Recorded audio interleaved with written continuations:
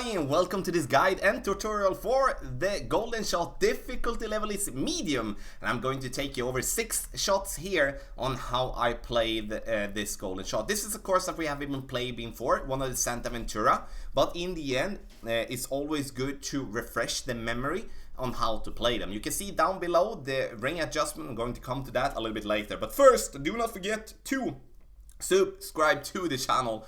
We have a giveaway coming up in just 2 days on Thursday that we're going to give away a lot of gift cards worth a bunch of gems in the shop. So that's going to be on a live stream, so don't forget to check that out. If you do want to be a patron, then you get to patreon.com/golf-tommy. You can sign up for training sessions, also text guide package up there. So, I think it's time to start here. So we're going to start by taking a look at the medium one. The medium one is important in terms of that we can get some kingmakers. If you maybe have a stock of berserkers, or you maybe are just not in the need of berserkers, but the kingmakers would help you in the regular game, then you should play the medium one. Also, this time around, the hard one is very tough, and it could be maybe a slight better way to play the free shot on the medium one. You decide, of course. You can find the guide for the whole hard golden shot in the video description as well.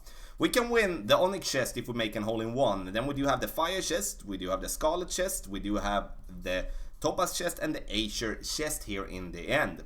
And if you do have any questions about the golden shot, press the question mark. You will get to the frequently asked questions. Golden shot will be played with the gold, no, not the short iron. Golden shot will be with the golden long iron, and we're going to play the golden long iron with 1.7 per ring. That is the adjustment of a max distance adjustment with a 10% over adjustment. So if you're just using the number, then you take the 1.7 per ring. You don't play 1.7 per ring plus max distance plus 10% over adjustment. So it's two things. Either you use the number or you use the max distance with a 10% over adjustment. Both of them are the same thing. We're gonna play with the golden ball, which has a side spin 2 and a power 1. And I think it's time to get going. So let's go. There we go. Shot number 1. I'm going to take you through these 6 shots here, explaining how I do, and then we're going to summarize in the end. Crosswind and tailwind always go max backspin. Crosswind, landing position, we do have the yellow ring just on top of the fringe there, and then we need to adjust slightly to the right to compensate for the push that we're going to get from the bounce. 4.9 is going to give us 2.8 rings, and we adjust for that. With the max backspin, we're not using any side spin, we're not using any curl. So we're only going to slightly move the landing position and continue to use the backspin that we're having. Coming in very nicely, miss slightly to the left of the pin, getting the fire chest.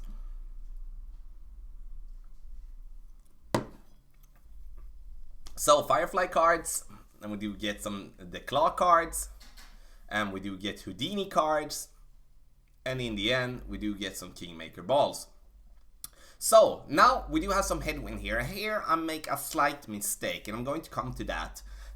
But it has to do with the landing position. When we do have headwind, we cannot put our landing position that high. We need to move it back so the landing position is on the fringe. Not on top of the fringe like it is here, or like with the target more on top. It should be inside the fringe. As now we're going to come in between clubs and we will have to overpower. And that is not something that we will want to find ourselves in. I'd also reduce and play 3.5 bar backspin. And I do believe in headwind that we do need to play with 3 bars of backspin instead of 3.5. Now I'm using some more overpower here, and therefore we are having enough distance. Overpower in a golden shot is nana. No. And we don't want to play with that, because that is going to mess up more than it's going to help. And the reason I'm putting this one in here is to show that we have slightly too much up, then we're going to have a problem with the landing position. So we're going to have one more headwind shot a little bit later that you're going to see that. Now we do have some tailwind here. Max backspin. Now we need to move down our target as we would be in as we adjusted when we had headwind. The reason we're moving back this time is because we do need to adjust for the extended ball guideline that we're going to get with a slight tailwind. Still going to adjust the 1.7 per ring, which is 2.8, and then we're going to take our shot. You can see here we bounce nicely, and due to the tailwind coming in a little bit hotter than normal, but still as we move it back, we're still going to have enough speed to come to the pin. Slightly miss it to the right, but that's no problem, and we take the topaz chest. So now we're going to go with another type of headwind, and now again take a close look on the landing position here now. So we do see, like now we do have the landing position on the fringe and using 3.5 bar backspin, and the only thing here we need to change, so we play with 3 bars of backspin, not 3.5. But still the landing position alike, and you will see here now that even if we do have headwind here, we will not be in between clubs, and that's so important. We're going to play this one for being around 2.5 per ring.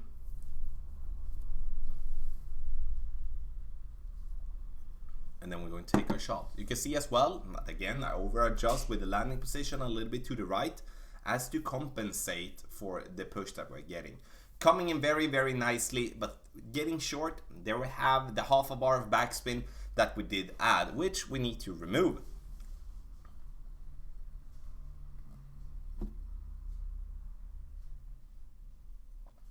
So 3.2 in crosswind slash, I can't count that as a tailwind, so we take it as crosswind.